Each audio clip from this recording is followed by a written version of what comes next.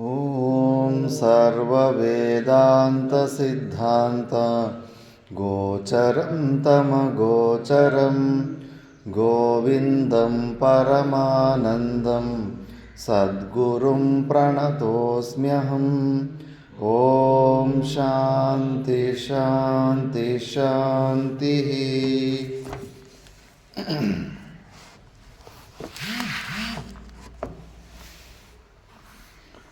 ನಾಲ್ಕುನೂರ 21ರಿಂದ 31.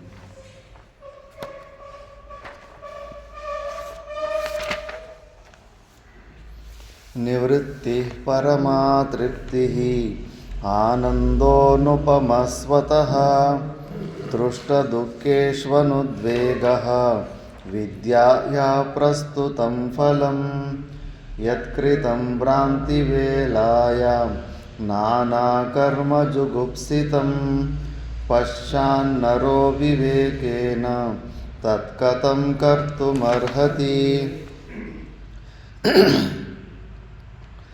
ವಿದ್ಯಾಫಲಂ ಸ್ಯಾದಸತೋ ನಿವೃತ್ತಿಃ ಪ್ರವೃತ್ತಿರಜ್ಞಾನಫಲಂ ಯದೀಕ್ಷಿತಂ ತಜ್ಞಾಗ್ಯಯೋರ್ಯನ್ಮೃಗತೃಷ್ಣಿಕಾದೋ नो चेद्विदो दृष्टफलं किमस्मात् अज्ञानहृदयग्रन्थेर्विनाशो यद्यशेषतः अनिच्चोर्विदुषः किं नु प्रवृत्ते कारणं स्वतः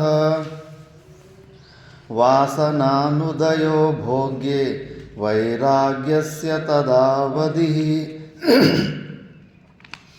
अहं भावोदया भावो बोधस्य परमावधिः लीनवृत्तेरनुत्पत्तिर्मर्यादोपरतेस्तु सा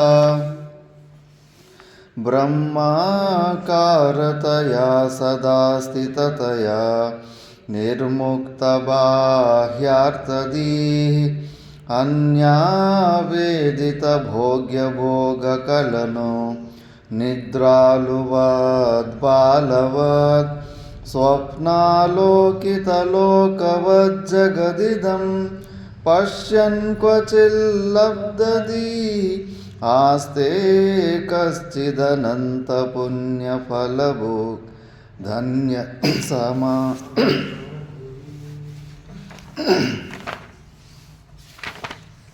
स्थितप्रज्ञो यतिरयं यः सदानन्दमश्नुते ब्रह्मण्येव विलीनात्मा निर्विकारो विनिष्क्रियः ब्रह्मात्मनो शोधितयोरेकभावावगाहिनी निर्विकल्पा च चिन्मात्रा वृत्तिः प्रज्ञेति कथ्यते सा सर्वदा भवेद्यस्य स जीवन्मुक्त इष्यते। यस्य स्थिता भवेत् प्रज्ञा यस्यानन्दो निरन्तरः प्रपञ्चो विस्मृतप्रायः स जीवन्मुक्त इष्यते। लीनधीरपि जागर्ति यो जाग्रद्धर्मवर्जितः बोधो निर्वासनो यस्य स जीवन्मुक्त इष्यते। शान्तसंसारकलनः कलावानपि निष्कलः यः सच्चित्तेऽपि निश्चिक्तः स జీవన్ముక్త ఇష్యతే। ఇక్కడ వరకు మనం విచారణ చేసుకున్నాం. వివేక చూడామణిలో నిధిధ్యాసన శ్లోకాల తర్వాత జీవన్ముక్త పురుషుని లక్షణాల గురించి చెప్పడం ఆరంభించారు. జీవన్ముక్త పురుషుడు అంటే ఎలా ఉంటాడు? ఎందుకంటే ముముక్షులకి జీవన్ముక్త పురుషునికి స్వాభావికంగా ఏమైతే లక్షణాలు ఉంటాయో ముముక్షు అయిన వాడు ప్రయత్నం చేసి ఆ గుణాలని పొందాలి అని. నెక్స్ట్ శ్లోకంలో వర్తమానేపి దేహేస్మిన్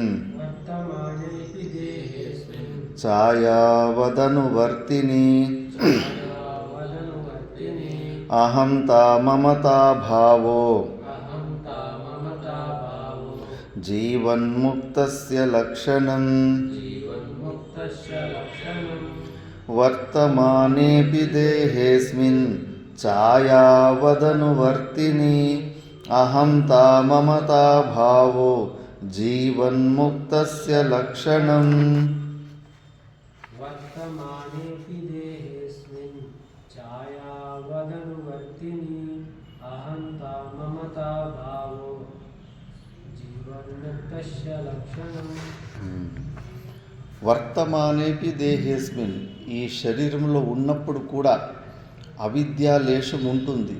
సంపూర్ణమైన నిర్వికల్ప సమాధికి వెళ్ళే వరకు శరీరం ఊగులాడుతూ ఉందంటే కన్నా కొద్దిగా జీవభావం ఉంటుంది. ఆ జీవభావం కొద్దిగా ఉన్నంతసేపు వ్యవహారంలో అంటుకుంటూ చేసుకుంటూ పోతూ ఉండాలి. అందుకే దాన్ని జీవించి ఉండంగా జీవభావంలో ఉన్నప్పుడు కూడా కొద్దిగా అవిద్యలేశం ఉన్నప్పుడు కూడా ఈ శరీరంలో క్రియలు జరుగుతున్నప్పటికీ కూడా ఛాయావద్ అనువర్తతే. ఛాయ అంటే నీడ. మనతో పాటు మనం ఎక్కడ పోతే అక్కడ మన నీడ కూడా వస్తుంది కదా. మనం అటు చూసుకుంటాం, మన నీడ వెనకాల పడి ఉంటుంది. మన నీడిని ఎవరో చెప్పుల కాలుతో తొక్కుతూ ఉంటాడు. మనకేమన్నా నొప్పి వేస్తుందా? అసలు నొప్పి పట్టించుకో మన నీడి గురించి. కానీ అది వెంబడే ఉంటుంది. మనం ఎక్కడ పోతే అక్కడికి మనం వెంబడే ఉంటుంది. అలాగే మనము మన నీడిని ఎట్లా చూసుకుంటాం, వాళ్ళు ఈ శరీరాన్ని నీడలాగా చూసుకుంటూ ఉంటారు. అందుకే ఈ శరీరానికి ఏమైనా కూడా వాళ్ళకి సంబంధం ఉండదు. అహంతా మమత అభావ, అహంభావము మమభావం మాత్రము లేశ మాత్రం కూడా పట్టించుకోరు. అది ప్రూఫ్ ఏంటంటే మనసా వాచ కర్మన ఎవరైనా ఇబ్బందులు పెట్టినప్పుడు, అవమానాలు చేసినప్పుడు వాళ్ళకి అసలు అది టచ్ కూడా కాదు, అసలు స్పృహ కూడా కాదు వాళ్ళకి. అట్లా ఉంటుంది. ఎందుకంటే వాళ్ళకి ఈ శరీరం నేనన్న భావమే లేదు కదా. వాడు ఈ శరీరాన్ని తిట్టుకుంటుంటే వేరే వాళ్ళ శరీరాన్ని తిట్టుకున్నట్టే ఏం ఫీలింగ్ ఉంటుందో అదే ఫీలింగ్ ఉంటుంది. వాళ్ళకి ఏ ప్రకారమైన రియాక్షన్ ఉండదు. అందుకే వాళ్ళు శాంతంగా ఉంటారు. ఇలాంటి విపరీతమైన పరిస్థితులను తెలుస్తుంది వీడి జ్ఞాననిష్ట ఎంత ఉంది అని.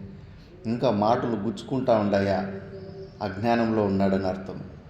ఇతరులు చేసిన మాటలు అవమానాలు ఇంకా గుచ్చుకుంటున్నాయంటే కన్నా ఇంకా అహంభావంలోనే ఉన్నాడు. ఈ శరీరం మీద ఉన్న అహంమమ భావాలు వదలలేదని. జీవన్ముక్త పురుషుడు వదిలేసింటాడు కాబట్టి ఇవి జీవన్ముక్తస్య లక్షణం. మళ్ళీ అతీతాననుసంధానం భవిష్యద్ద విచారణం ఔదాసీన్యమపి ప్రాప్తే జీవన్ముక్తస్య లక్షణం.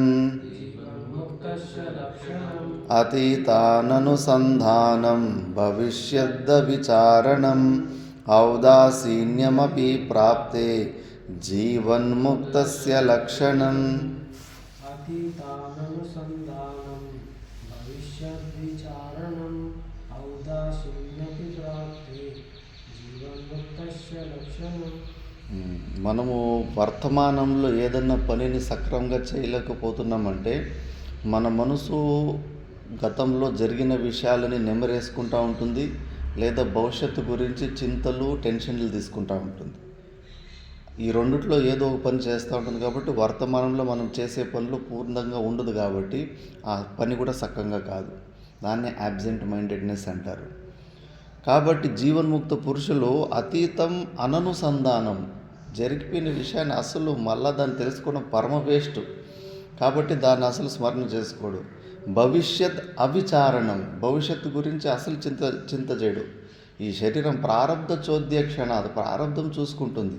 ఒకవేళ ప్రారంధంలో ఈ శరీరం మెయింటెనెన్స్కి ఏమి పుణ్యఫలం లేకపోతే కానీ మరి ఈ శరీరం నేను ఎందుకు పెట్టుకోవాలి? నాకేం అవసరం ఉంది?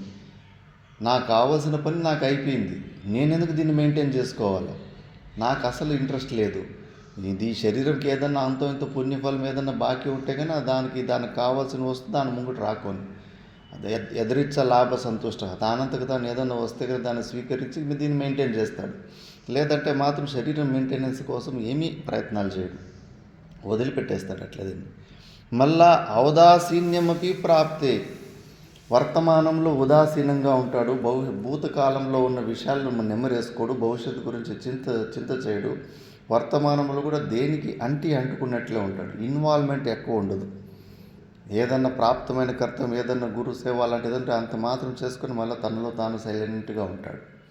అలాంటి ఇది జీవన్ముక్తస్య లక్షణం. విద్యారణ్య స్వామీజీ కూడా భూతకాలాన్ని స్మరించుకోవడము, భవిష్యత్తు గురించి చింత చేయడము దుర్వాసన అంటాడు. భూతార్థస్మరణం వృథాశ్రమదియా భవ్యార్థ వ్యసనం త్యజ. భూతార్థస్మరణం వృథాశ్రమదియా ప్రాప్తం తు హాని క్షణాత్ భవ్యార్థస్య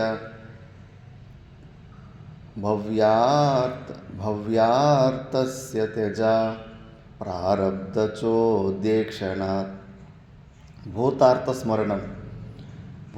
స్మరణాన్ని ఎలా వదిలిపెట్టాలి ఆ దుర్వాసన అని అంటే కన్నా ప్రాప్తం తు హాని క్షణాత్ వృథాశ్రమదియ, వ్యర్థమైన పరిశ్రమ కదా. ఊరికి జరిగిపోయిన విషయాలన్నీ తెలుసుకుంటే మ్యాక్సిమం దుఃఖాంతమైన స్టోరీనే ఉంటుంది. జరిగిపోయిన విషయాలలో ఎక్కడో కొద్దిగా సుఖం ఉంటుంది, కానీ మిగతాదంతా దుఃఖమైన నాటకం ఉంటుంది మన జీవితం. అందుకే మనిషి దూరం నుంచి చూడండి, ఒకడే ఏమన్నా చింతల్లో పడి ఉంటే కన్నా ఒకసారి నవ్వుకుంటూ ఉంటాడు, ముఖం పువ్వులాగా అరలుతూ ఉంటుంది. అదేదైనా ఏదైనా జరిగిన గొడవలు అలాంటివి గుర్తుకు వస్తే కానీ ముఖం వాడిపోయి ఉంటుంది. కేవలం గుర్తు తెచ్చుకుంటేనే ముఖం వాడిపోతూ ఉంటుంది, జరిగిన కొన్ని చెడు దృష్టాంతాలు. మరి అలాంటివన్నీ ఎందుకు స్మరించే ఊరికి తలనొప్పి తెచ్చుకోవాలి? ఎక్కడిదక్కడ వదిలిపెట్టేయాలి. దానివల్ల ఏమీ వృథాశ్రమము ప్రాప్తం తు హాని క్షణాత్, దానివల్ల ఏమీ ప్రయోజనం లేదు. ఈ బుద్ధితోటి ఆ దుర్వాసన తొలగించుకోవాలి.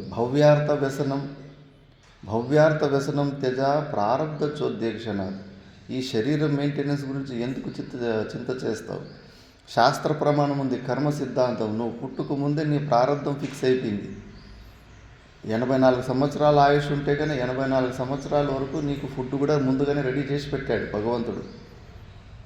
నీకు ఆ నమ్మకం లేదంటే అందులో నువ్వు పరమాత్మని సాధన చేస్తున్నప్పుడైతే పరమాత్ముడు యోగక్షేమం వహామ్యహం అన్నాడు. నీ క్షేమ సమాచారాన్ని నేను చూసుకుంటాను, నాకు వదిలిపెట్టేసాడు ఈ శరీరం మెయింటెనెన్స్ గురించే. కాబట్టి ఇది భవిష్యత్తు గురించి అసలు చింత చేయకూడదు. ఏ రేంజ్లో చింత చేయకూడదు? రేపుడు ఉదయం గురించి, ఒక్క పూట గురించి కూడా చింత చేయకూడదు. శంకరాచార్యులు భగవాన్లు ఇట్లే అడవిలో పరివ్రాజకం చేస్తూ ఉంటే ఒక సాధు చచ్చిపోయి ఉంటాడు. శిష్యులు పొగుడతారు, అబ్బా ఈయన నిజమైన సాధువులాగా ఉన్నాడు, పక్కన ఏమి తినే వస్తువులే పెట్టుకోలేదు, జోలి కూడా లేదు, ఒక కమండలం తప్పితే. శంకరాచార్యులు బాగా చూడండి అంటాడు. అయ్యో ఈ చుట్టుముట్టు ఏమన్నా గుడిసె వేసుకున్నాడేమో పోయి చూసొద్దామని 4-5 కిలోమీటర్లు చుట్టుముట్టు చూసి వస్తారు. ఎక్కడ ఏమి గుడిసెలు లేదు, ఏమీ లేదు. అబ్బో లేదు ఇక్కడేమి గుడిసెలు కూడా వేసుకోలేదు, ఈయన నిజమైన పరివ్రాజకుడు అంటాడు. ఇంకా బాగా చూడండి అంటాడు. మళ్ళీ చూస్తే కమండంలో నీళ్ళు ఉంటాయి, నీళ్ళలో వేప పుల్లు 2-3 ఉంటాయి. దాని వేప పుల్లు ఉన్నాయి గురుగారు అంటారు. వీడు సాధువు కాదు అన్నారు. రేపు ఉదయం వానికి పళ్ళు తోముకునేది ఇప్పుడే చింత ఉందంటే రేపటి గురించి చింత చేసినట్టంటే కానీ వీడు సాధువు కాదు అని. ఆ మట్టానికి భవిష్యత్తు గురించి చింతలు చేయకూడదు. అప్పుడు వాడు జీవన్ముక్త పురుషుడు. నెక్స్ట్ క్షణం ఏమవుతుందో ఏంటో ఏమీ శరీర పోషణార్థి సన్నని, ఈ శరీరాన్ని పోషించుకునే ప్రయత్నంలో ఉన్నవాడికి మాత్రం ఈ శరీరంతో తాదాత్మ్య సంబంధం పోదు. వదిలిపెట్టేసింటాడు ఈ శరీరం కంప్లీట్గా ప్రారంధానికి. అలాగా భవిష్యత్ విచారణం అతీతం అనుసంధానం వర్తమానంలో ఔదాసీన్యమపి ప్రాప్తే జీవన్ముక్తస్య లక్షణం. ఇది జీవన్ముక్త పురుషుని లక్షణాలు అని. నెక్స్ట్ గుణదోష విశిష్టేస్మిన్ స్వభావేన విలక్షణే సర్వత్ర సమదర్శిత్వం జీవన్ముక్తస్య లక్షణం. గుణదోష విశిష్టేస్మిన్ స్వభావేన విలక్షణే సర్వత్ర సమదర్శిత్వం జీవన్ముక్తస్య లక్షణం. గుణదోష విశిష్టేస్మిన్ స్వభావేన విలక్షణే సర్వత్ర సమదర్శిత్వం జీవన్ముక్తస్య ఇష్యతే. గుణదోష విశిష్టే అస్మిన్ స్వభావేనే. అందరు స్వభావాల్లో గుణదోషాలు ఉంటాయి. తప్పులు చెయ్యని శరీరం లేదు ప్రపంచంలో. ఎవరిని వదిలిపెట్టరు. అందరిలో కూడా ఏదో చూస్తూ పోతుంటే తప్పులు కనిపిస్తూనే ఉంటాయి. కానీ జ్ఞాని అయిన వాడు ఆ తప్పుల మీద ఆయన బుద్ధి పోదు. ఆయన లోపల ఉన్న సచ్చిదానంద స్వరూపుడు ఉంటాడు కదా, ఆ ఆత్మ గురించినే ఆయన బుద్ధి గ్రహిస్తుంది. ఆ స్పెషాలిటీలు ఎక్స్ట్రా విశేషాలని గ్రహించదు బుద్ధి. ఇప్పుడు కింద పాము పడి ఉంటుంది, ఆ ఒక్క పాములో ఒకరికి నాగుపాములాగా, ఒకరికి రక్త పింజరిలాగా, ఇంకొకరికి కట్ల పులుగులాగా, రకరకాల పాముల్లాగా కనిపిస్తూ ఉంటుంది. ఆ అన్ని పాములలో ఆ పగ్గంలో ఉన్న ఒక తత్వము కామన్గా ఉంటుంది. ఏంటంటే పగ్గంలో వంకర టింకర తనత్వం ఉంటుంది. ఆ వంకర టింకర తనత్వము వాళ్ళు భ్రాంతి రూపంలో చూసే ప్రతి ఒక్క పాములో కూడా సమానంగానే ఉంటుంది. వాళ్ళు చూస్తున్న పాములు కూడా వంకర టింకరగానే కనిపిస్తుంటాయి. అంటే ఆ పగ్గంలో ఉన్న అంశమే అలా కనిపిస్తూ ఉంది. అలాగే ప్రపంచంలో ఉన్న ప్రతి ఒక్క వస్తువుల్లో కూడా పరమాత్మని అంశం ఒకటి కామన్గా కనిపిస్తూ ఉంటుంది. ఏంటి అంటే అది ఎగ్జిస్టెన్స్, సత్, ఉండటం. గోడ ఉంది, మైకు ఉంది, టేబుల్ ఉంది, మొబైల్ ఉంది, అన్నిట్లోనూ ఈ అన్ని వస్తువులు ఉన్నాయి. ఉన్న వస్తువులలో ఉండటం అనే ఒక తత్వం ఉంది, ఎగ్జిస్టెన్స్. ఆ సత్ అనేది అన్నిట్లోనూ కామన్గానే ఉంది. జ్ఞానులు ఆ సత్తుని మాత్రమే బుద్ధి ద్వారా చూడనికి పోతారు, స్పెషాలిటీని చూడనికి పోరు. మ్యూజిక్ వాయించే ఇన్స్ట్రుమెంట్లో అన్నిటిలో కూడా నవరసాలు ఉంటాయి. నీకు హార్మోనియం తోటి దుఃఖరసంతో హార్మోనియం వాయిస్తే నీ కళ్ళలో నీళ్ళు వచ్చేస్తాయి. హాస్యంలో కూడా హార్మోనియం పట్టించదు. రౌద్రం, కోపంలో ఉన్నప్పుడు అట్లా హార్మోనియం అని. మురళిలో కానీ పాటల్లో కూడా అంతే, నటనల్లో కూడా అంతే. 9 భావాలు ఉంటాయి, 9 రసాలు ఉంటాయి. కానీ అవన్నీ ఆ విశేషాలు గమనించకపోతే అది హార్మోనియం అనే ఒక సామాన్య జ్ఞానం ఉంటుంది కదా, అది అన్ని హార్మోనియంలో ఒకటే ఉంటుంది. అది అట్లా సామాన్య జ్ఞానం అన్ని వస్తువులలో సత్ అనేది ఒకటి కామన్గా ఏదైతే ఉందో బుద్ధి దాన్ని మాత్రమే గ్రహిస్తూ ఉంటుంది. కాబట్టి దాని మీద ఉన్న స్పెషాలిటీని గ్రహించదు జీవన్ముక్త పురుషులు. నేను మాతా మాణికేశ్వరమ్మ దగ్గర ఉన్నప్పుడు చూశాను, పెద్ద విఐపీలు వచ్చారు. సీఎం యడ్యూరప్ప వస్తే అతను కూడా దర్శనం ఇవ్వలేదు. అమిత్ షా వస్తే అమిత్ షా కూడా దర్శనం ఇవ్వలేదు. రామ్దేవ్ బాబాకి ఇచ్చింది 2012లో. మనం ఏది ప్రపంచంలో వాళ్ళకున్న పదవులు, ఆస్తులు, స్టేటస్ చూసేసి మనము గులాముల్లాగా మారిపోతామో, జీవన్ముక్త పురుషులు ఆ గులామితనము, చెంచాగిరి ఉండదు. ఎందుకంటే వాళ్ళు ఆ స్పెషాలిటీని చూడరు, అందులోనూ ఆ సత్తే చూస్తూ ఉంటారు.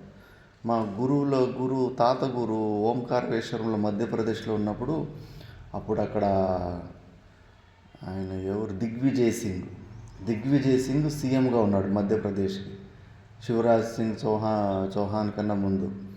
ఆ దిగ్విజయ్ సింగ్ సీఎం ఉన్నప్పుడు ఓంకారేశ్వరానికి వస్తే మధ్యాహ్నం 2 గంటలకు ఏమో వచ్చిండు.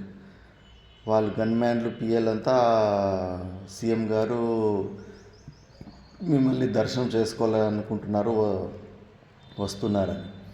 ఆయన మా తాత గురించి చెప్పేది, చూడప్ప నేను సాయంత్రము 4:30కు ఎంతో భక్తులకి సమయం, 4:30 నుంచి 5:30కి ఎంతో కొద్ది సమయం ఇచ్చింటాడు.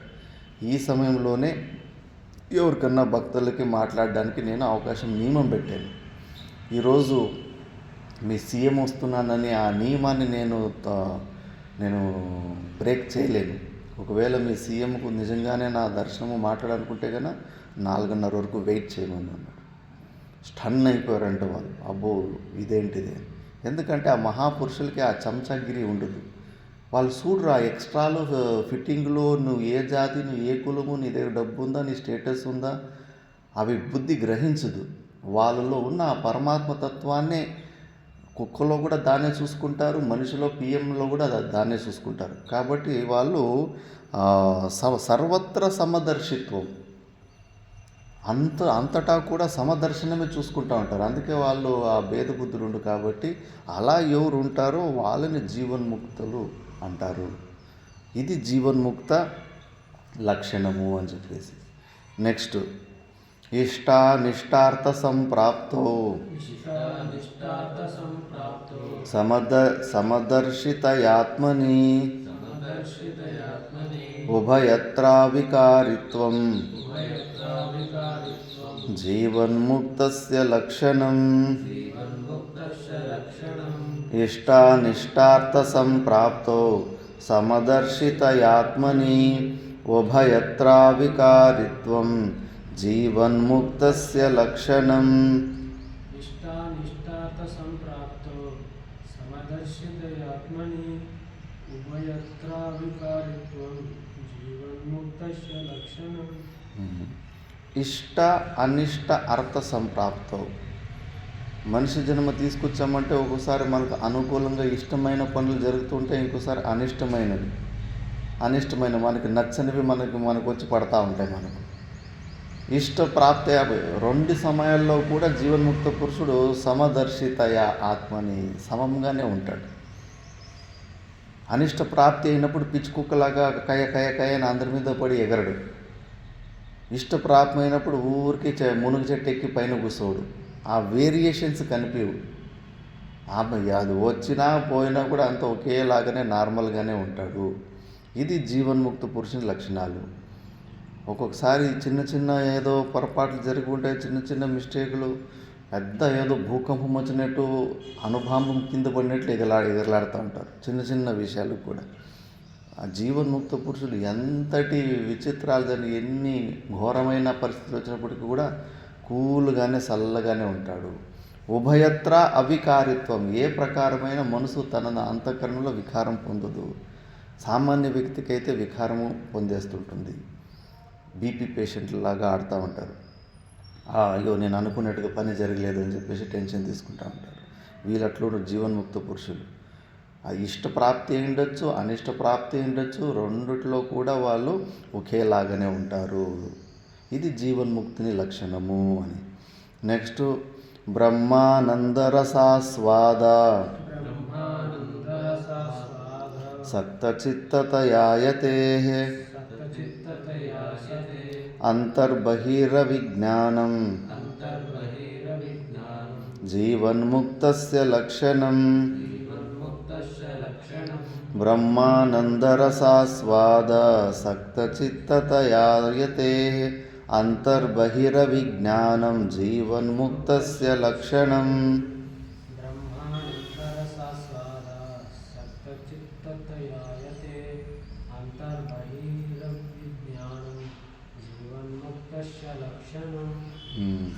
బ్రహ్మానంద రసాస్వాద ఆసక్త చిత్తతయ. ఆ బ్రహ్మానందాన్ని ఒకసారి టేస్ట్ చూసిన తర్వాత మళ్ళీ ప్రపంచంలో ఏది కూడా దానికి సరిదూగేలాంటి ఆనందం ఉండదు. ప్రపంచంలోని కొన్ని తక్కువ తీపి ఉన్నదాన్ని తిని బాగా ఎక్కువ తీపి దాన్ని తిన్న తర్వాత మళ్ళీ చిన్న తీపిలో మనకి మంచిగా అనిపించదు. తేనె నాకిన తర్వాత నువ్వు ఛాయ్లో చక్కెర వేసినా కూడా సప్పగానే అనిపిస్తూ ఉంటుంది. ఎందుకంటే అది చాలా అద్భుతమైన రసం ఉంటుంది తేనెలో, తీపితనం. అలాగే ఈ బ్రహ్మానంద రసాన్ని సవి చూసిన తర్వాత ఆ జీవన్ముక్త పురుషుడు అంతర్బహిరవిజ్ఞానం, లోపల బయట అనే కాన్సెప్ట్ కూడా అందులో ఉండదు. అందుకే దిగంబర అవస్థలో ఉంటారు. మనకు సామాన్య వ్యక్తుల్లాగా నేను మనిషిని, నేను పురుషుణ్ణి, వాళ్ళు స్త్రీ అని ఈ భేదాలు, ఇది ఇంటి లోపల ఇంటి బయట, ఇది సమాజంలో మనము ఇంటి లోపల ఒకలాగా ఆచరణ చేస్తాము, బయట సమాజంలో ఒకలాగా నటిస్తూ ఉంటాం. ఆ జీవన్ముక్త పురుషునికి లోపల బయట ఏమీ ఉండదు, అంతటా ఒకేలాగానే ఉంటాడు. సర్వత్రా ఒకేలాగానే వ్యవహారం ఉంటుంది ఆయనది. అలా ఎవరైతే ఉంటారో వాళ్ళు జీవన్ముక్త పురుషులు. నెక్స్ట్ దేహేంద్రియాదౌ కర్తవ్యే మమాహం భావవర్జితః ఔదాసీన్యేన యస్తిష్టేత్ సజీవన్ముక్త ఇష్యతే. దేహేంద్రియాదౌ కర్తవ్యే మమాహమభావవర్జితః ఔదాసీన్యేన యస్తిష్టేత్ సజీవన్ముక్త ఇష్యతే.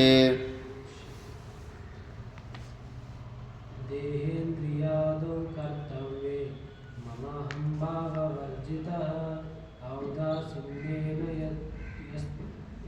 యస్తిష్టేత్ సజీవన్ముక్త ఇష్యతే. దేహము ఇంద్రియాలలో ఏ కర్తవ్యం, ఏదో ఒకటి గురువులు ఆజ్ఞ ఇచ్చింటారో ఏదో ఒకటి చేస్తూ ఉంటారు. అంత ఎంత మంచి పనులు చేసినప్పుడు కూడా నేను చేశాను అని డైరెక్ట్గా కానీ ఇండైరెక్ట్గా కానీ ఆ భావనే ఉండదు వాళ్ళకు. చాలామందికి ప్రపంచంలో ఈ సమస్య ఉంటుంది. ఏదన్నా ఒక మంచి పని చేసిన తర్వాత దాన్ని ఎవరు గ్రహించకపోయి పొగడకుండా పోతే కన్నా స్వయంగానే చెప్పి మరి నేను అంత మంచి పని చేసినాను చూడు, ఇది చేసినాను అది చేసినానని. ఎందుకంటే మనం అది చెప్పుకుంటేనే ఆ పనిని చూసి మనకు మర్యాద ఎక్కువ ఇస్తారు అని చెప్పేసి సైలెంట్గా మాత్రం ఉండుకోలేము. చేసిన మంచి పనులను మాత్రము చెప్పుకోవాలనిపిస్తూ ఉంటుంది. కానీ జీవన్ముక్త పురుషునికి అస్సలు ఎందుకంటే ఆయనకి సెల్ఫ్ డౌట్ లేదు. ఆయన సచ్చిదానంద స్వరూపంలో ఉన్నాడు కాబట్టి వాళ్ళు వీళ్ళు పొగిడితేనే నేను గొప్ప అనే ఫీలింగ్ లేదు. వాళ్ళు ఎవరన్నా పొగడిపోయినా నేను సంపూర్ణమైన సచ్చిదానంద పరమాత్మనని స్థితిలో ఉంటాడు. కాబట్టి ఆయనకు ఈ ఇంద్రియాల్లో ఎప్పుడే కానీ నేను చేశాననే భావన ఉండదు. ఆ భావన ఎప్పటికీ రాకూడదు. ఎవరన్నా పొగుడుతున్నప్పుడు కూడా ఈశ్వరార్పణమస్తు గురార్పణమస్తు అనుకుంటా ఉండాలి. ఆ పొగడతలను కూడా ఆ పొగడతల్ని నువ్వు గ్రహించినావంటే కానీ మాయ పట్టేస్తుంది. బిడ్డ, నువ్వు పొగిడేటప్పుడే పొగిడించుకున్నావు, ఇప్పుడు తిట్టేటప్పుడు కూడా తిట్టిపించుకొని మళ్ళీ నువ్వు దుఃఖం అనుభవించాలి. కేవలం పొగడతలు మాత్రమే తీసుకుంటావా? మరి ఈ తిట్లు కూడా తీసుకో. మరి అన్అవాయిడబుల్. నువ్వు ఈ పొగడతలు కూడా తీసుకోకుండా మనసులో గురార్పణమస్తు అనుకో, ఈశ్వరార్పణమస్తు అనుకునేసి మళ్ళీ నీకు అది ఆ ఈగో పెరగదు.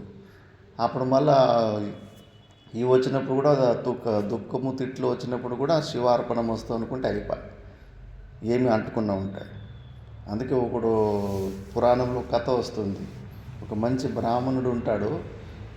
ఒక చిన్న కుటియా వేసుకొని చుట్టూ పూల చెట్లు గార్డెన్ ఇంటి ముంగటినే ఎన్నో కూరగాయలు ఇవన్నీ వేసుకో ఉంటాడు. ఎట్లో గేటు కొద్దిగా వదులుంటే కన్నా వేరే పక్కింటి వాళ్ళది ఎవరిదో ఒక దూడ వచ్చేసి పంట మేసేసి ఉంటుంది. కొద్దిగా మేసేస్తే కన్నా దాన్ని కోపం వచ్చి కట్టి తీసుకొని తొలినికి ఎంత జోరు కొడతాడంటే దాని ప్రాణమే కోల్పోతుంది దూడ. అప్పుడు ఇంకా గోహత్య మహాపాపం అయిపోతుంది కదా. ఆ గోహత్య మహాపాపం అనేది ఈయనని నరకానికి తీసుకొని పోనీకి వస్తుంటుంది. వస్తే కానీ ఆ పాపంతో ఈయన మాట్లాడతాడు. నన్నెందుకు తీసుకుపోతున్నావు అంటే, మరి నువ్వు దూడని చంపావు కదా అంటే, నేనెట్లా చంపుతాను? చేతుల్లో ఉన్న అధిష్టాన దేవుడు ఎవరు? ఇంద్రుడు. ఒక్కొక్క ఇంద్రియానికి పానీలో చేతుల్లో ఇంద్రుడు ఉంటాడు, అధిష్టాన దేవుడు. కళ్ళల్లో సూర్యుడు ఉంటాడు. ఒక్కొక్క ఇంద్రియానికి ఒక్కొక్క దేవత అధిష్టానంగా ఉంటుంది. ఆ ఇంద్రుడు చేతుల్లో ఉన్న ఇంద్రుడే ఆ పని చేశాడు అని చెప్పేస్తాడంట బ్రాహ్మణుడు. అంటే నేను చేయలేదు, నా చేతులు చేసినాయి అని అర్థం. నా చేతుల్లో ఉన్న ఇంద్రుడు చేసినాడు అని. సరే అని ఇంద్రుడి దగ్గరికి పోతుందంట గోహత్య మహాపాపం. ఏమయ్యా, ఇట్లా బ్రాహ్మణుడు లేగదుడు చంపిన పోతే నేను నీ పేరు చెప్పాడు అని. ఇంద్రుడు, అవునా, ఇట్లా చేసిండా, వాన్నే పట్టిస్తాను దొంగని చెప్పేసి బ్రాహ్మణ వేక్షంలోనే ఇంద్రుడు పోతాడంట. ఇంద్రుడు లోపల పోయేసి, అబ్బా ఎవరండి మీరు బ్రాహ్మణులు, భలే ఉందండి మీ ఇల్లు, ఇంటి ముంగట భలే పూల చెట్లు అవి పెట్టుకున్నారు, ఈ పూల చెట్లు ఎవరు పెట్టింది? అది నేనే అండి అన్నాడంట బ్రాహ్మణుడు. నేనే నాటాను, నేనే అని. మళ్ళా రకరకాల పూల చెట్లు పెట్టాడు కదా, మరి ఈ చెట్టుని ఎవరు నాటారంటే, ఇది కూడా నేనే నాటాను, అన్నీ నేనే అని చెప్పుకుంటూ పోతాడు. అలాగే తిరుగుతూ పోయి అలా చచ్చిపోయిన లేగదూడని చూపించి, మరి దీన్ని ఎవరు చంపారంటే కన్నా, ఇది నేను కాదు ఇంద్రుడు అంటంట. కాదు, ఇన్ని విషయాలన్నీ నేనే చేశానని చెప్పేసి ఈ లేగదూడను మాత్రం ఇంద్రుడి చేతుల్లో. నేను వచ్చినప్పుడు ఈ పూల చెట్లు ఎవరు పెట్టారంటే, ఈ చేతుల్లో ఉన్న ఇంద్రుడు పెట్టాడని చెప్పావు, నువ్వు చెప్పలేదు. మంచి విషయాలు మాత్రము నువ్వు తీసుకున్నావు క్రెడిట్, ఈ తప్పుడు పని మాత్రము ఇంద్రుడు ఉంటాడు, చేతుల్లో ఉన్న ఇంద్రుడు చేశాడంట అని చెప్పేసి పట్టుకొని నాలుగు పీకి మళ్ళీ నరకానికి తీసుకుపోతారంట. అట్లా మంచి పొగడుతులు అవి మాత్రము తీసుకునేసి మళ్ళీ తిట్లు తీసుకొనంటే ఎట్లా? అందుకే జీవన్ముక్త పురుషులు వాళ్ళ శరీరంలో ఏదన్నా ఈశ్వరార్పణ బుద్ధితోటి ఏదైనా చేస్తున్నప్పటికీ కూడా లోపల కొద్దిగా కూడా క్రెడిట్ తీసుకోరు. ఎందుకంటే శివాగ్ని లేనిది శీమైనా కూడా కుట్టదు. భగవంతుని ప్రేరణ లేనిది మనం ఒక్క మంచి పుణ్యకర్మలు కూడా చేయలేము. పుణ్యకర్మలు చేయడానికి కూడా మహాపుణ్యం ఉండాలి. బుద్ధి పుట్టదు, అనుకూలించదు, ఎప్పుడు స్వార్థం గురించినే ఆలోచన చేస్తుంది. నా డబ్బు, నా సంపత్తి నా దగ్గర ఉంటేనే నాకు సేఫ్టీ, వేరేటోళ్ళకు పోతే నాకు లేకుండా అయిపోతుందని మనసు చెప్తుంటుంది. కానీ పరోపకారం చేసి పుణ్యాన్ని పొంది, ఆ పుణ్యం వల్ల అంతఃకరణ శుద్ధిని పొంది మోక్షాన్ని పొందాలని బుద్ధి ఇవ్వదు. ప్రాక్టికల్గా చాలా కష్టమైపోతుంది. మరి అలాంటి బుద్ధి భగవంతుడు మనకి ఇస్తున్నాడంటే భగవంతుడు మనల్ని అనుగ్రహించాడు, మనల్ని సెలెక్ట్ చేసుకున్నాడు, మనల్ని మోక్షం ఇప్పించాలని అనుకున్నాడు. కాబట్టే మనకు మన బుద్ధిలో అలాంటి తత్వాన్ని ఇచ్చాడు. ఆ స్వార్థాన్ని ఇవ్వకుండా పరోపకారం చేసేలాంటి బుద్ధిని ఇచ్చడాన్ని ఇలా భావించుకోవాలి. అందుకే ఈశ్వరుడే. అద్వైత వాసనం కూడా అంతే. దత్తాత్రేయుడు మొదటి శ్లోకంలో చెప్పేశాడు, ఈశ్వర కృపాదేవా పుంసాం అద్వైత వాసన మహాభయ పరిత్రాణత్వాత్ ముముక్షోయోహో అని. ముముక్షులకు ఈ అద్వైత తత్వం కూడా అర్థమై పండుతుందంటే కాన ఈశ్వరుని కృప ద్వారానే అని. అందుకే ఆ ఈశ్వరుని ప్రమేయం లేకుండా ఏ పనులు జరగవు. అందుకే భక్తులకి చాలా సేఫ్టీ. భక్తి మార్గం నుంచి ఇటు వచ్చే వాళ్ళకి వాళ్ళు ఎప్పుడూ నేను చేశాననే భావనలో ఉండరు. ఈశ్వరు అంతా భగవంతుడే చేపిస్తున్నాడు, భగవంతుడి కృపతోటి జరుగుతుందని. ప్రతి ఒక్క పనిలో కూడా, ప్రతి ఒక్క సక్సెస్లో కూడా వాళ్ళు భగవంతుడినే తెలుసుకుంటూ ఉంటారు. నేను చేశాననే భావనలోకి పోరు. కాబట్టి వాళ్ళకు అహంకారం వచ్చేకి ఆస్కారం ఉండదు. అలా కాకుండా భక్తి లేకుండా ఏదైనా చేస్తే కన్నా అనుకోకుండా వచ్చేస్తూ ఉంటుంది అభిమానం. నేను చేశాను, నేను ఇది చేశాను, నేను అది చేశానని నేను అనేది విపరీతంగా వచ్చేస్తుంది. కానీ జీవన్ముక్త పురుషులకి ఆ భావన లోపల కూడా ఆ భావన ఉండనే ఉండదు. అలా ఎవరికైతే ఉంటుందో వాళ్ళే జీవన్ముక్త పురుషులు అని. నెక్స్ట్, విజ్ఞాత ఆత్మనో యస్య బ్రహ్మభావశ్రుతేర్బలాత్ భవబంధ వినిర్ముక్తః సజీవన్ముక్త ఇష్యతే. విజ్ఞాత ఆత్మనో యస్య బ్రహ్మభావశ్రుతేర్బలాత్ భవబంధ వినిర్ముక్తః సజీవన్ముక్త ఇష్యతే.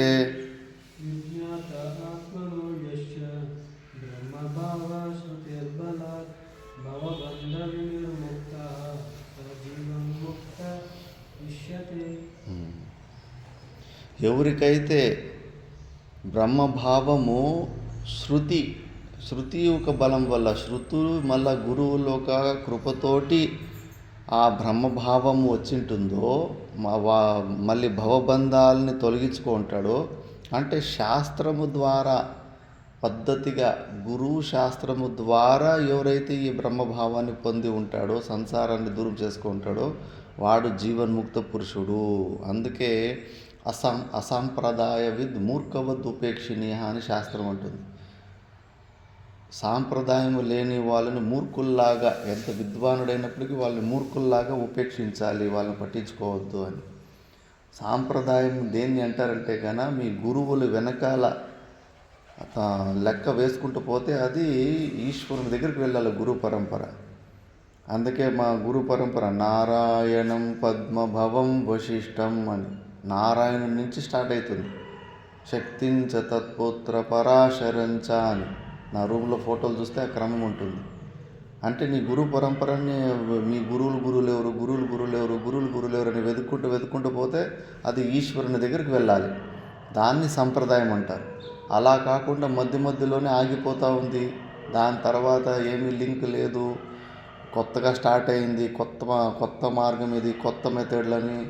ఆ కొత్త మార్గాలు, కొత్త మెథడ్లు అన్నీ నరకానికి తీసుకొని పోయేటివి. ఎందుకంటే భగవంతుడు ఏమి పరిణామీకారం కాదు. పాత భగవంతుడు, కొత్త భగవంతుడు అండి, ఉన్నది ఒకటే భగవంతుడు. మార్గం కూడా అంతే. నువ్వు ఈ కామవరానికి రావడానికి 46 దారులు ఉండొచ్చు, కానీ ఆశ్రమం లోపలికి వచ్చిన తర్వాత గర్భగుడిలోకి పోయేటప్పుడు ఒకటే దారం. గర్భగుడికి 4-5 ద్వారాలు లేవు, ఒకటే ద్వారం ఉంది. అలా నువ్వు ఎన్ని మార్గాలకు వచ్చినా కూడా రితే జ్ఞానం నా మోక్ష. ఫైనల్గా నువ్వు ఈ జ్ఞానాన్ని పొంది నువ్వు మోక్షాన్ని పొందాలి. అందుకే పనికిరాని పరంపరాలన్నీ పట్టుకునకపోతే గన అంతే, శంభో శంకర అంతే, ఇంకా శివార్పణం వస్తూ అంతే.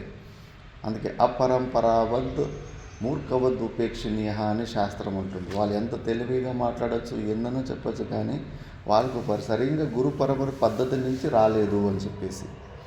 అందుకే దాన్ని గుర్తుపెట్టడానికి ఇట్లా శృతి శాస్త్రము ఆచార్యుల బలం నుంచి ఎవడైతే సంసారాన్ని తొలగించుకుంటాడో వాడే జీవన్ముక్త పురుషుడు అని చెప్తా ఉంది. మళ్ళీ దేహేంద్రియేష్వహం భావః దేహేంద్రియేష్వయం భావః ఇదం భావస్తదన్యకే ఇదం భావస్తదన్యకే యస్య నో భవత క్వాపి యస్య నో భవత క్వాపి సజీవన్ముక్త ఇష్యతే సజీవన్ముక్తరిష్యతే దేహేంద్రియేష్వహం భావః ఇదం భావస్తదన్యకే యస్య నో భవతః క్వాపి సజీవన్ముక్త ఇష్యతే దేహేంద్రియస్వహం భావః ఇదం భావస్తదన్యకే యస్య నో భవత క్వాపి సజీవన్ముక్తరిష్యతే దేహేంద్రియేషు అహంభావ. దేహము ఇంద్రియాలలో అహంభావం లేకుండా మళ్ళీ దీనికి భిన్నంగా ఉన్న ప్రపంచంలో ఇదం భావం అంటారు. ఇదం అంటే దిస్, ఇది అని అర్థం. ఈ ప్రపంచము అంటాం కదా, ఈ అంటాం కదా, ఈ ప్రపంచము అని. అందుకే ఇదం అంటే కన్నా సంపూర్ణ ప్రపంచాన్ని అది ప్రతీకము. ఈ శరీరములో అహం మమభావం లేకుండా, ఇదం అనే జగత్తులో కూడా ఎక్కడ మమభావాలు లేకుండా, యస్య నో భవతః క్వాపి, ఒక్క క్షణం కూడా ఆ భేదబుద్ధి ఎవరికైతే ఉండదో వాడు జీవన్ముక్త ఇష్యతే. సంపూర్ణ ప్రపంచము నా అధిష్టానంలోనే ఉందని భావనలో ఉంటాడు. అలాంటి స్థితిలో అలవాటు చేసుకున్నప్పుడు కొన్ని అనుభూతులు వస్తూ ఉంటాయి. పరమహంసులు ఒకసారి అలాంటి స్థితులకు వెళ్ళారు. నడుచుకొని పోతూ ఉంటే గడ్డి మీద అడుగు వేయలేకపోయారు. ప్రతిదీ ఆయన స్వరూపంలాగానే అనిపించేది. పోనీ జీవ వస్తువుల మీదేమో అట్లా అనిపిస్తుంటుంది, కానీ ఆ కౌపీనం కోసం ఒక బట్ట చింపుతాడు బ్రహ్మచారి శిష్యుడు. ఆ బట్ట చింపినప్పుడు అరే ఎందుకు చింపుతున్నావు, నాకు నొప్పి వేస్తుంది అంటాడు. ఆ బట్టలో కూడా వ్యాపకంగా ఉంటాడు, వ్యాపక తత్వంలో ఉంటాడు. అందుకే ఆ బయట ఉన్న జడ వస్తువులైన ప్రపంచము, ఈ శరీరం అంతా వేరు భేదబుద్ధి ఎక్కడా లేదు, అంతటా తానే ఉంటాడు. అలాంటి తత్వంలోకి వెళ్ళిపోతాడు. మేము చదివిన ఆశ్రమం చోటా మహారాజ్ కూడా అంతే, అలాంటి స్థితికి వెళ్ళిపోయాడు. చెట్లో పూలు కూడా తెంపలేకపోతాడు. పూలు తెంపితే గిచ్చినట్టు అవుతుంది, అతనికే గిచ్చినట్టుంది, గోర్లు పీకినట్లు అనిపిస్తుందంట. అలాంటి తత్వంలోకి మహాపురుషులు కొద్దిగా అనుభూతిలో కొద్దిగా అలా వెళ్తూ ఉంటారు. జీవన్ముక్త పురుషులకంతే నేను ప్రపంచం అని భేదబుద్ధుడు, ప్రపంచమే నేను, నేనే ప్రపంచము, శరీరమే నేను, నేనే శరీరము అని అంతటా ఒకే భేదభావం. అంతటి స్థితిలో ఉండాలి. ఎంత మా అజ్ఞానంలో ఉన్న మనం, నేను వేరు వాడు వేరు, మేమిద్దరూ ఉన్న ప్రపంచం వేరు. ప్రపంచానికి ఏం జరిగినా కూడా మనకేమైనా నొప్పి వేస్తుందో ఏమీ లేదు, ఆ ఫీలింగే లేదు మనకు. సర్వభావాత్మపత్తి ఆ స్థితులకి ఏమీ పోవడమే లేదు. మనం ఇంకా ఏబిసిడీల్లోనే ఉన్నాం. కాబట్టి జీవన్ముక్త పురుషులు ఆ భేదం కూడా ఉండదు, ప్రపంచ భేదం కూడా ఉండదు, అంతటి స్థితిలో ఉంటారు. నెక్స్ట్ జీవే శోభయ సంసార రూప దుర్వాసనోజ్జితా సా సర్వదా భవేద్యస్య సజీవన్ముక్త ఉచ్యతే. 6th ಶ್ಲೋಕ. ಜೀವೇಶೋ ಭಯ ಏನಿದೆ ಅಲ್ಲಿ? ಅದರ ಮೇಲೆ ಇರೋ ಶ್ಲೋಕ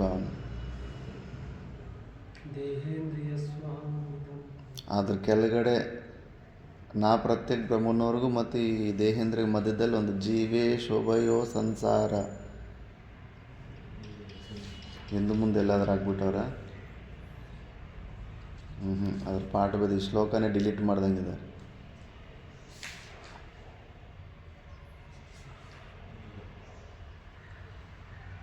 ತೆಗೆದುಬಿಟ್ಟಿರ್ತಾರೆ ಅವ್ರು, ಯಾಕಂದರೆ ಈ ಮುಂದೆ ಬಂದಿರೋ ಶ್ಲೋಕದ ಥರನೇ ಇದು ಇದೆ ಮೀನಿಂಗು.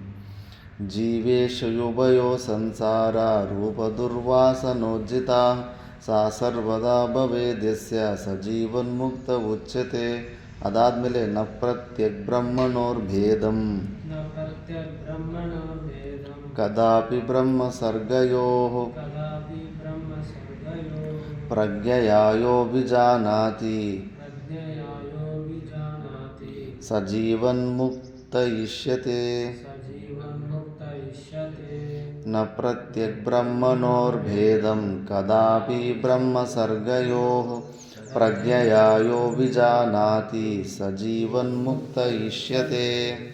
न प्रत्यग्ब्रह्मणोर्भेदं कदापि ब्रह्मसर्गयोः प्रज्ञया यो विजानाति स जीवन्मुक्त इष्यते. నా ప్రత్యగ్బ్రహ్మణోః తన లోపలున్న ఆత్మస్వరూపంలోనూ మళ్ళా జీవభావంలో కూడా ఏమాత్రం భేదము ఉండదు. జీవుడు వేరు బ్రహ్మ వేరు అనే భేదం కూడా ఉండదు. లోపలున్న రెండు సాక్షి చైతన్యాలు ఉంటాయి. ఒకటి కేవల సాక్షి, ఒకటి జీవ సాక్షి అని. ఈ రెండు సాక్షులు కూడా ఒకటే అన్న భావం ఎవరికైతే ఉంటుందో, కదాపి బ్రహ్మ సర్గయోహో, మళ్ళీ ఈ ప్రపంచం, సర్గం అంటే సృష్టి, ఈ పరమాత్మనుకు ఈ సృష్టికి కూడా భేద బుద్ధిలో ఉండదు.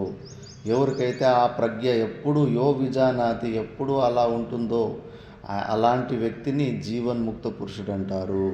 విభేద జనకే అజ్ఞానే నాశమాత్యంతికం గతే ఆత్మని బ్రహ్మణోహో భేదమసంతః కక్కరిష్యతి.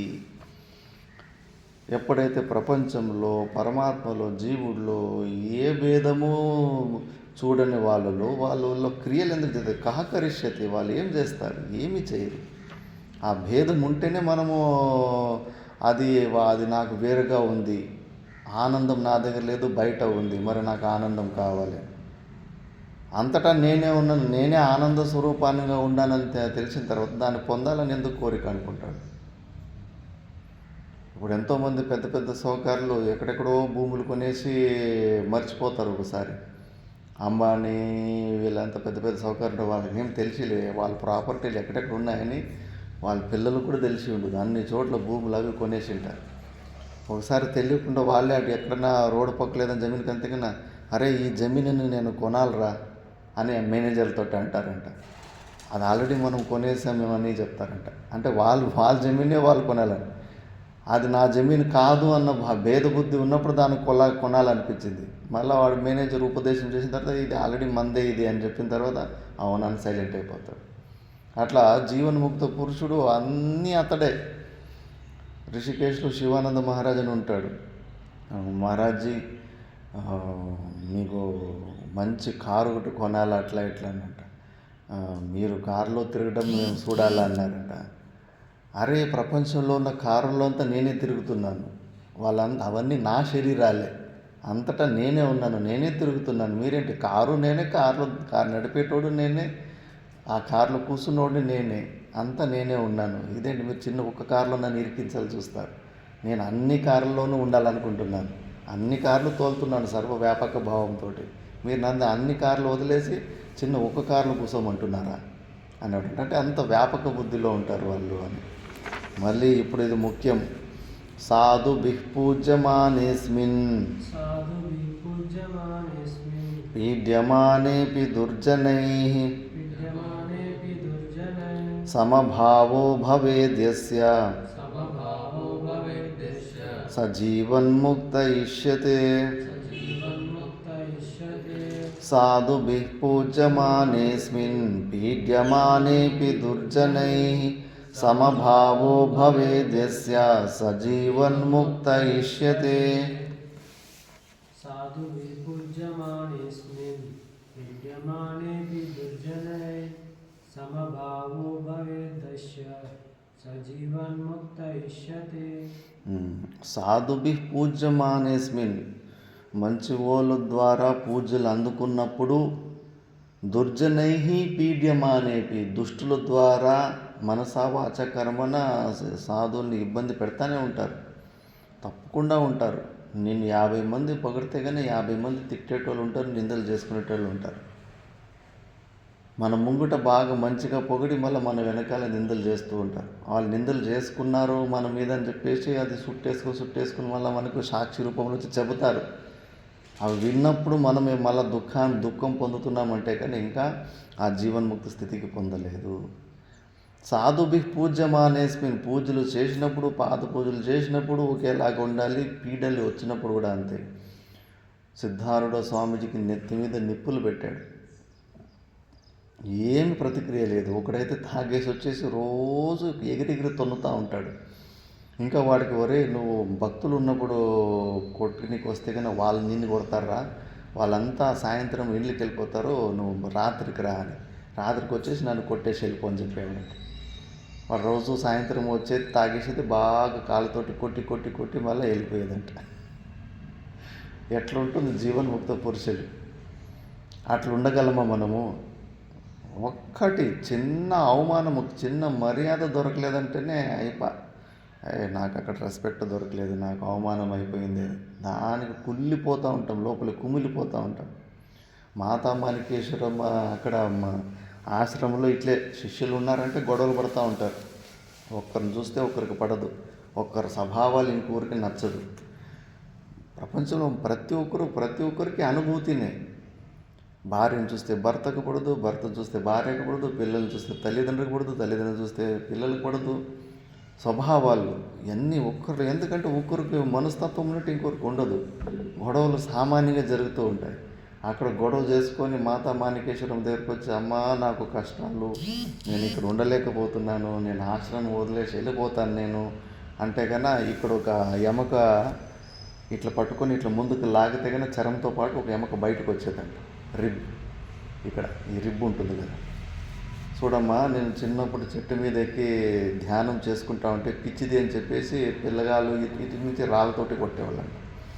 ఇటు నుంచి అటువైపు చెట్టు వైపు పోతే కానీ అటు తిరిగి అటువైపు నుంచి రాళ్ళు కొట్టేవాళ్ళంట. రోజుకు 2 గంటల సేపు సాయంత్రం వాళ్ళ స్కూల్ నుంచి బయటకు వస్తారు కదా, ఊరికే రాళ్ళతో కొడతా ఉంటారంట. వీపులు కూడా అన్ని చోట్ల దెబ్బ దాకి రక్తాలన్నీ కరిని నెత్తికి కూడా పగిలినాయి. ఒకటి బాగా పెద్ద రాయి తీసుకొని ఇక్కడ వేస్తే కానీ ఎముక ఇరిగిపోయింది అప్పుడే. మళ్ళీ ఆ ఎముక మళ్ళీ సెట్ కాలేదు. ఆ ఇరిగిపోయిన ఎముక వయసు అయిపోయిన తర్వాత ఇట్లా పట్టుకొని ఇట్లా ముందుకు లాగితే కానీ ముందుకు వస్తుందంట. మీకు ఇలాంటి కష్టాలు ఏమైనా వచ్చినాయి? ఎవరన్నా అట్లా పట్టుకొని ఊరికే కొడతా ఉన్నారా? ఆలోచించండి. మనల్ని ఎవరన్నా ఆశ్రమంలో వచ్చి కొడతారా? అలాంటి కష్టాలు ఏమైనా ఉన్నాయా? లేదు. మాటలే, ఎవరన్నా ఒక మాట అంటేనే తట్టుకోలేకపోతాం. మళ్ళీ మోక్షం కావాలి మనకు. ఈ శరీరమే నేనని అంత అహంభావంతో అహంకారంతో ఉండావు, ఒక్క మాటను తట్టుకునే కెపాసిటీ లేదు. మళ్ళీ నీకు మోక్షం కావాలంటే ఎట్లా వస్తుంది? జీవన్ముక్తుడు అంటే ఎవరు? పీడ్యమానేపి దుర్జనై, దుర్జనుల ద్వారా పీడకు గురైనప్పటికీ కూడా సమభావో భవేత్యస్య, ఆ సమభావంలో ఉండాలి. అప్పుడు నువ్వు జీవన్ముక్త పురుషుడు అయ్యావని. సామాన్యమైన కాదు. నువ్వు ఎంత ముందుకు వెళ్తావు అంటే సాధనలో పరీక్షలు అంత ఘోరంగా వస్తూ ఉంటాయి. ఎన్ని నిందలు అనుభవించాలో, ఎన్ని ప్రకారాల్లో సమస్యలు ఎదుర్కోవాల్సి ఉంటుందో, ఆ జ్ఞానం నీ స్వరూపంలో నువ్వు నిలబడకుండా పోతే కనుక మళ్ళీ ఒక్క చోట కూడా నిలబడలేవు నువ్వు. అందుకే ఇది కింబహునా అని చెప్పేసి ఇంకా ఎక్కువ చెప్పేది ఏముందని చెప్పేసి నెక్స్ట్ శ్లోకంలో చెప్తా ఉన్నాను. యత్ర ప్రవృష్ట విషయా పరేరితా నది ప్రవాహ ఇవ వారిరాశో లీనంతి సన్మాత్రతయా న విక్రియా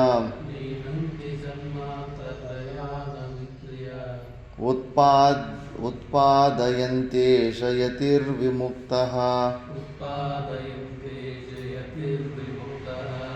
యత్ర ప్రవృష్టా విషయా పరేరితాః నదీ ప్రవాహ ఇవ వారిరాశో లీనంతి సన్మాత్రతయా న విక్రియా ఉత్పాదయంతేష యతిర్విముక్తః.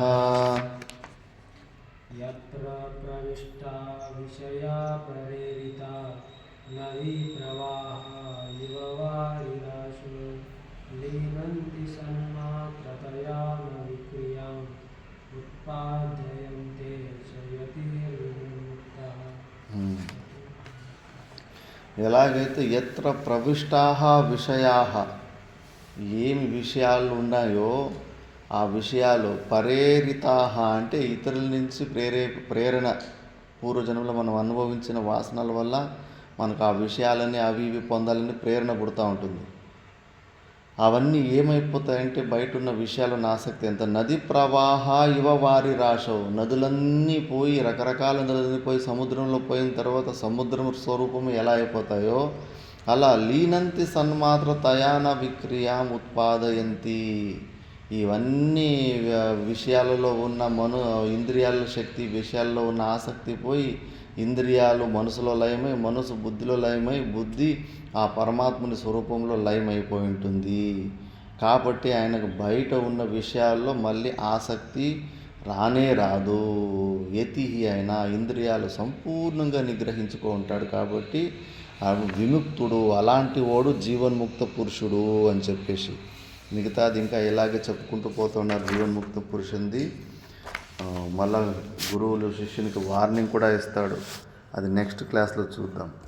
ఓం పూర్ణమద పూర్ణమిదం పూర్ణాత్ పూర్ణముదచ్యతే పూర్ణస్య పూర్ణమాదాయ పూర్ణమేవావశిష్యతే.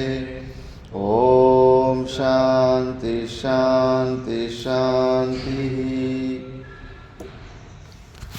12:30 నుంచి 1:30కి నెక్స్ట్ క్లాస్.